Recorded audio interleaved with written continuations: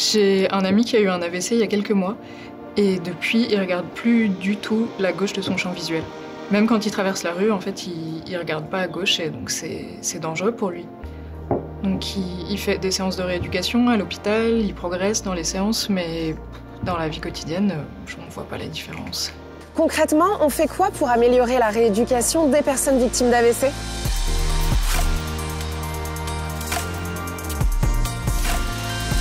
En France, un AVC survient toutes les 4 minutes et dans 30 à 50% des cas, les patients souffrent d'héminégligence, c'est-à-dire qu'ils perdent complètement conscience de la moitié de l'espace qui les entoure et en général, ça se passe à gauche. Aujourd'hui, pour rééduquer les patients, il existe plusieurs techniques, mais elles n'impliquent pas l'environnement réel, donc les progrès dans la vie quotidienne sont assez limités. Alors Capgemini a imaginé BeReality, une application qui va permettre aux patients héminégligents d'enfin retrouver une vie normale.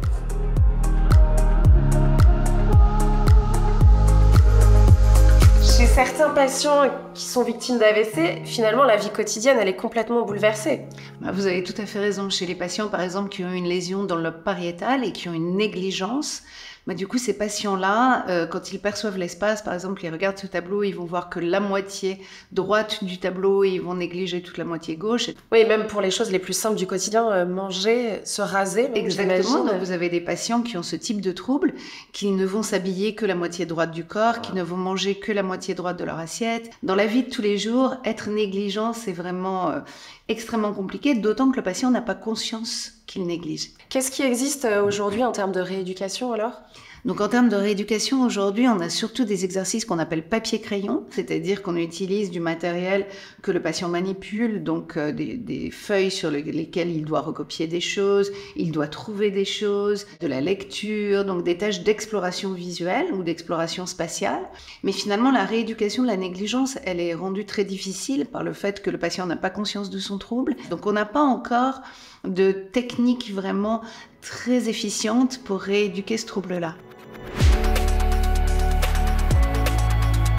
Donc l'idée avec BeReality, c'est de combiner la santé et la technologie, c'est ça ? Tout à fait. On va combiner de l'intelligence artificielle, de la réalité virtuelle et des interfaces cerveau-machine. Et les interfaces cerveau-machine sont des dispositifs qui vont nous permettre de traduire l'activité cérébrale d'un individu en une commande qui va être compréhensible par un ordinateur, par exemple. Donc on va pouvoir savoir si l'individu est attentif ou non à certains aspects de son environnement. Et ce qui est intéressant dans BeReality, c'est qu'on va utiliser de la réalité virtuelle. Et on va également utiliser de l'EEG, donc l'électroencéphalographie. Ça nous permet, grâce à des petits sensors, des petits capteurs, de capter l'activité cérébrale de l'individu et de savoir s'il est attentif ou non à certains aspects de son environnement.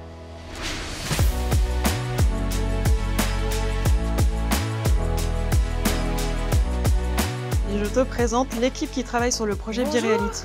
Bonjour, alors justement, ça tombe bien, j'allais te poser la question sur les équipements. Tout est ici, c'est ça ? Effectivement, donc là tu peux voir qu'il y a le casque de réalité virtuelle qui permet d'immerger le patient dans ce jeu justement qu'il va devoir réaliser, un safari photo en l'occurrence. Et on a aussi le casque EEG, enfin le bonnet, qui permet de collecter l'activité cérébrale du patient, du participant qui est Thibaut. Quand on pense à la réalité virtuelle, moi ça me fait penser au jeu tout de suite. Ça c'était vraiment un élément important pour vous, qu'on soit dans quelque chose de ludique ? Exactement, donc là c'est un environnement ludique de safari photo. Et en fait, l'environnement virtuel va s'adapter en temps réel à ce qui se passe au niveau des signaux cérébraux de Thibaut. Donc typiquement, s'il est attentif, suffisamment attentif à la cible, là il s'agit du singe, alors ça va réagir. Donc là, c'est ce qu'on va voir, le singe qui disparaît. Voilà. Bravo Thibaut.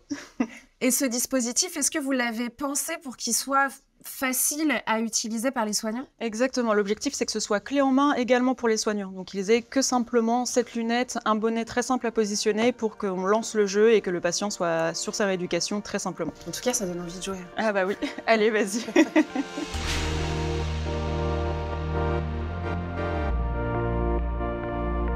Et donc BeReality va aussi changer la vie des soignants.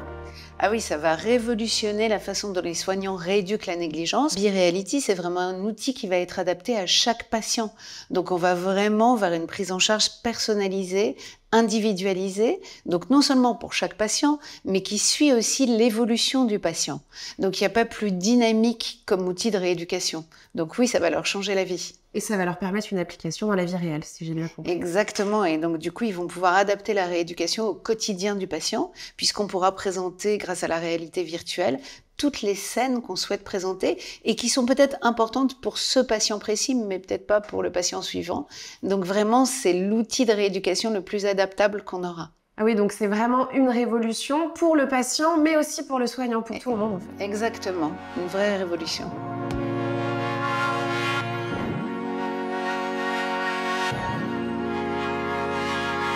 Les algorithmes combinant réalité virtuelle, électroencéphalogramme, les algorithmes d'intelligence artificielle, mais aussi les scénarios, le serious game, tout ça a été créé par les équipes recherche et innovation de Capgemini avec leur partenaire Wake Up and Smile. Et cette année, BeReality partira sur le terrain pour tester la faisabilité de ce nouvel outil de rééducation auprès des patients.